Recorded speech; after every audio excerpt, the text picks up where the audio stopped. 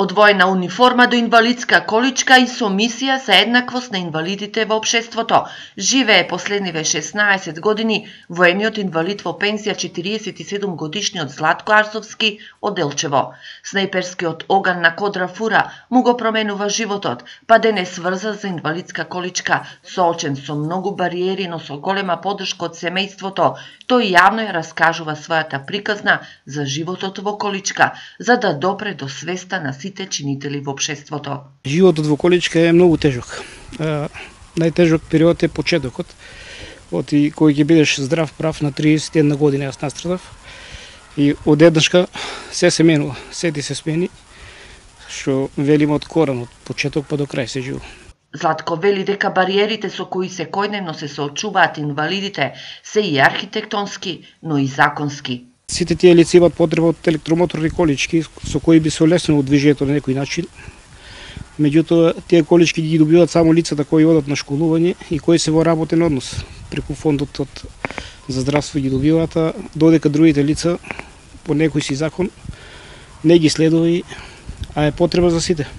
Тој детектирал многу архитектонски бариери пред количките на инвалидите во Делчево, но најболно е што животот на децата инвалиди дополнително им се отежнува поради немањето слух за потребите на овие деца.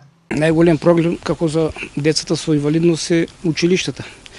Ние пред секој училиште можеме да видиме некоја инвалидска рампа и тука се завршува, но за да тие деца поседуваат настава во училиштата, потребно внатре да имаат и тоалети за инвалидни лица. До домот на културата нити можеме да стигнеме, нити до локалната самоуправа, нити до библиотеката, нити до некоја банка. Сега најново е што имаме тука клуб на пензионери во Делчево, кој се направи, се реновираше, но тој клуб исто се направи без пристапна рампа за инвалидските пензионери. 3 декември е ден кога сите се сеќаваме на инвалидите и на лицата со посебни потреби на нивниот живот, но за воениот инвалид 3 декември треба да поттикнува на конкретна акција.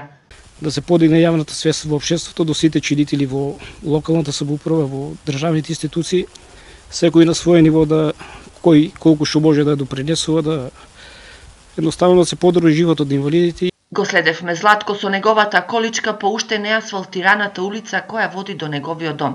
Неговиот пат е тежок и многу напорен, но волјата која го води овој човек низ животот треба да даде поттик да се сушат бариерите.